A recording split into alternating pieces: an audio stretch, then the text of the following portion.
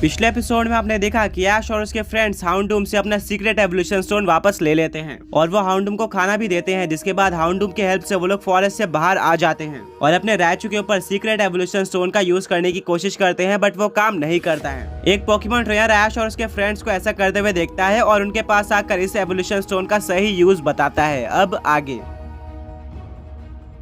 वो ट्रेनर बोलता है कि तुम इस एवोल्यूशन स्टोन का किसी नॉर्मल रैचू पर यूज नहीं कर सकते हो, बट एक स्पेशल रैचू पर यूज करना होगा। ऐश बोलता है उस रैचू में क्या स्पेशल होना चाहिए। वो पोकेमॉन ट्रेनर बोलता है कि वेल वो रैचू एक ग्रुप का लीडर होना चाहिए। अगर तुम्हें नहीं पता तो फॉरेस्ट के अंदर रैचू ग्रुप्स के अंदर रहना पसंद करते हैं। एक ग्रुप में काफी सारे रैचू होते हैं एंड उस सब में जो सबसे ज्यादा स्ट्रॉन्ग रैचू होता है और सारे रैचू से ज्यादा स्ट्रॉन्ग होता है वो उनका लीडर होता है। वो उस पूरे ग्रुप को लीड करता है और अगर कोई दुश्मन आ जाए तो क्या करना है वही सबको बताता है एंड वही हमारा स्पेशल रैचू। ऐश बोलता है कि मुझे उस लीडर रैचू को कैच करना है और फिर उसके ऊपर ये स्टोन काम करेगा। वो कैरेक्टर बोलता है कि हाँ एग्जैक्टली। ऐश बोलता है फिर हमें ये रैचू कहाँ मिलने वाला है। वो ट्रेनर बोलता है कि इस सिटी के पास एक फॉरेस्ट है जो कि काफी ज्यादा बड़ा है और वहाँ पर काफी सारे वाइल्ड पोकेमॉन्स रहते हैं एंड वहीं पर से मैंने एक रैचू भी कैच किया था। वहाँ पर काफी सारे रैचू भी रहते हैं तो तुम वहाँ पर चेक कर सकते हो। ऐश बोलता है नहीं हमें उस फॉरेस्ट में वापस जाना होगा। वो कैरेक्टर बोलता है कि क्या तुम उस फॉरेस्ट में पहले जा चुके हो। ऐश बोलता है कि हम काफी टाइम से उसी फॉरेस्ट के अंदर फंसे हुए थे और काफी ज्यादा मुश्किल से एक हाउंडूम की हेल्प से यहाँ पर आए हैं और फाइनली यहाँ पर आने के बाद ही हमने रैचू के ऊपर एवोल्यूशन स्टोन का यूज किया था और अब हम उस फॉरेस्ट के अंदर वापस नहीं जा सकते, वरना हम वापस निकल के नहीं आएंगे। वो ट्रेनर बोलता है कि कोई बात नहीं, मैं तुम्हारी हेल्प कर सकता हूँ रैचू को ढूंढने में। मैं यहाँ पर काफी टाइम से रहता हूँ और उस फॉरेस्ट के अंदर भी आते जाते रहता हूँ, जिसके चलते मुझे सारा रास्ता पता है। मैं तुम्हारी हेल्प कर सकता हूँ। ऐश बोलता है कि अगर ऐसा है तो हेल्प करने के लिए थैंक यू, अब हमें फॉरेस्ट में जाना चाहिए। ऐश, उसके फ्रेंड्स और वो पोकेमॉन ट्रेनर सब साथ में मिलकर उसी फॉरेस्ट के अंदर दोबारा से चले जाते हैं जहाँ पर वो रैचू को ढूंढना स्टार्ट कर देते हैं। वो ट्रेनर बोलता है कि मैंने देखा था कि तुम्हारे पास भी एक रैचू है और रैचू के पास एक स्पेशल पावर होती है कि वो दूसरे रैचू को सेंस कर लेता है काफी दूर से भी, तो हम उसकी हेल्प ले सकते हैं। ऐश अपने रैचू को बाहर निकालता है और वो सेंस करने की कोशिश करता है बट उसको कोई भी स्मेल नहीं आती है। वो ट्रेनर बोलता है कि तुम्हारे रैचू को देखकर लग रहा है कि अभी अभी इवॉल्व हुआ है, शायद इसीलिए इसके पास अभी अच्छी सेंसिंग पावर नहीं है। मैं अपने रैचू का यूज करता हूँ। ऐश बोलता है कि हाँ तुमने सही कहा, मैंने अभी इसको रिसेंटली इवॉल्व किया है। वो ट्रेनर बोलता है कि हाँ मैं इसकी सेंसिंग पावर देखकर ही जान गया था। अब वो ट्रेनर अपने रैचू को बाहर निकालता है जो कि काफी स्ट्रॉन्ग लग रहा था। वो बोलता है कि रैचू सेंस करो और बताओ कि क्या आसपास कोई रैचू का ग्रुप या फिर कोई सिंगल रैचू है। वो रैचू सेंस करना स्टार्ट कर देता है और कुछ टाइम बाद वो बताता है कि उसने रैचू को सेंस कर लिया है और वहाँ की तरफ बढ़ना स्टार्ट कर देता है।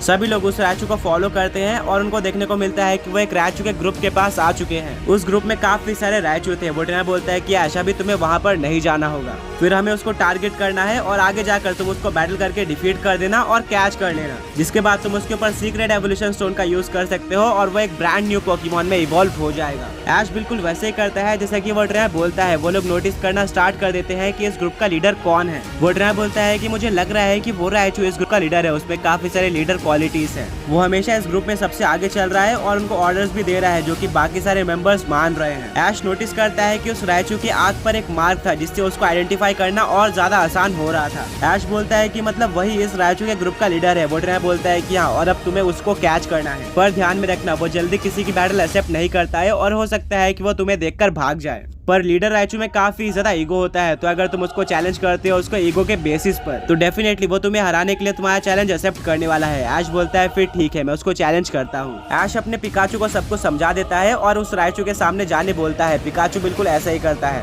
पूरा रैचू का ग्रुप पिकाचू को देखकर काफी ज्यादा शॉक हो जाता है। पिकाचू रैचू से बात करता है अपनी इलेक्ट्रिक पावर्स का यूज करके। पिकाचू की बातें सुनकर सारे रैचू काफी ज्यादा गुस्सा हो जाते हैं और तभी लीडर रैचू उनके सामने आ जाता है। पिकाचू की बातें सुनकर सारे रैचू काफी ज्यादा गुस्सा हो जाते हैं और तभी लीडर रैचू उनके सामने आ जाता है और पिकाचू से काफी ज्यादा गुस्सा होकर उसको चैलेंज करता है एक बैटल के लिए। पिकाचू खुश होकर उस चैलेंज को एक्सेप्ट कर लेता है। ब्रॉक, मिस्टी, सरीना और वो ट्रेनर शॉक हो जाते हैं कि ऐश ने अपने पिकाचू को ऐसा क्या बोला कि रैचू ने इतना जल्दी चैलेंज एक्सेप्ट कर लिया। ऐश बोलता है कि मैंने अपने पिकाचू को ये बोलने बोला था कि रैचू को जाकर बोलो कि तुम्हारा ग्रुप काफी ज्यादा वीक है और मैं अनिवॉल्व फॉर्म में होकर भी तुम में से किसी भी रैचू को डिफीट कर सकता हूँ। तुम्हारा लीडर कहाँ पर है? वेल शायद वो काफी ज्यादा वीक होगा इस ग्रुप के तरह, इसीलिए वो छुपा हुआ है। ये सुनकर लीडर सामने आ जाता है और वो अपने आप को प्रूव करने के लिए पिकाचू को चैलेंज करता है। सब लोग ऐश के स्ट्रेटेजी से काफी ज्यादा इंप्रेस होते हैं और बैटल स्टार्ट हो जाती है। वो ट्रैप बोलता है कि ऐश अभी तुम्हें इस बैटल में एंटर नहीं करना चाहिए, ये बैटल तुम्हें पिकाचू के ऊपर ही छोड़ देनी चाहिए और वो एक वाइल्ड पोकेमॉन की तरह बैटल करके रायचू को डिफीट करेगा। फाइनली जब रायचू काफी ज्यादा वीक हो जाएगा तो तुम पोकेबॉल का यूज करके उसको कैच कर लेना। बैटल स्टार्ट हो जाती है। पिकाचू यूज करता है थंडरबोल्ट अटैक का, जिसको रायचू डॉज कर लेता है और यूज करता है इलेक्ट्रो बॉल का, जो कि पिकाचू के ऊपर लग जाता है, जिससे पिकाचू को डैमेज पड़ता है। ऐश नोटिस करता है कि रायचू काफी स्ट्रॉन्ग है, इससे पहले पिकाचू को किसी भी रायचू ने टक्कर नहीं दी थी या फिर इतना डैमेज नहीं दिया था। वोटरा बोलता है कि हाँ, ये लीडर रायचू है जो कि सारे रायचू से ज्यादा स्ट्रॉन्ग है इस ग्रुप में, तो ऑब्वियसली ये पिकाचू को टक्कर देगा ही। ऐश अपने पिकाचू को वोल्ट टैकल अटैक यूज करने बोलता है। सामने से रायचू भी सेम अटैक यानी कि वोल्ट टैकल का ही यूज करता है। दोनों अटैक टकरा जाते हैं। दोनों ही पोकेमॉन्स एक दूसरे को ओवर पावर करने के लिए अपना बेस्ट देते हैं, पर लास्ट में ऐश का पिकाचू ओवर पावर कर लेता है, जिससे रायचू जमीन पर गिर जाता है। मौका देखते हुए पिकाचू यूज करता है इलेक्ट्रो वेब अटैक का। रायचू दोबारा उठ के इसको डॉज करने की कोशिश करता है, पर पिकाचू ज्यादा क्विक था, जिसके चलते इलेक्ट्रो वेब उसके ऊपर लग जाता है और अब रायचू पूरी तरह से ट्रैप हो चुका था। पिकाचू अब यूज करता है आयरन टेल अटैक का। अब क्योंकि रायचू ऑलरेडी ट्रैप था, इसके चलते वो आयरन टेल को डॉज नहीं कर पाता और उसको डैमेज पड़ता है, जिससे रायचू जमीन पर गिर जाता है। ऐश बोलता है कि लगता है ये बैटल खत्म हो गई है। वोटरा बोलता है कि मानना पड़ेगा, तुम्हारा पिकाचू काफी स्ट्रॉन्ग है। मैंने एक्सपेक्ट नहीं किया था कि तुम्हारा पिकाचू रायचू को टक्कर भी दे पाएगा। मैंने सोचा था कि तुम्हारा पिकाचू इजीली हारने वाला है क्योंकि वो रायचू का प्री एवोल्यूशन है। ऐश बोलता है कि मैं और पिकाचू काफी टाइम से एक साथ है और ट्रेनिंग करते आ रहे हैं। हमने इससे पहले काफी सारे रायचू इवन लेजेंडरी पोकेमॉन्स तक को डिफीट किया है। वोटरा ये सुनकर शॉक हो जाता है। वो बोलता है कि इसका मतलब तुम एक काफी स्ट्रॉन्ग प्लेयर हो गए। ऐश बोलता है कि हाँ, ऐसा तुम मान सकते हो। ऐश पोकेबॉल फेंकने ही वाला होता है, पर तभी वो नोटिस करता है कि रायचू अपने सारे ग्रुप मेंबर्स को देखता है। उसके सारे ग्रुप मेंबर्स रायचू को मोटिवेट करते हैं वापस खड़े होकर बैटल करने के लिए। रायचू सोचता है कि अगर वो यहाँ पर हार गया तो उसके ग्रुप मेंबर सच में उसको काफी ज्यादा वीक समझेंगे और अपने लीडर नहीं मानेंगे, जिसके चलते वो वापस से खड़े हो जाता है। बट इस बार पिकाचू यूज करता है फुल पावर से थंडर अटैक का,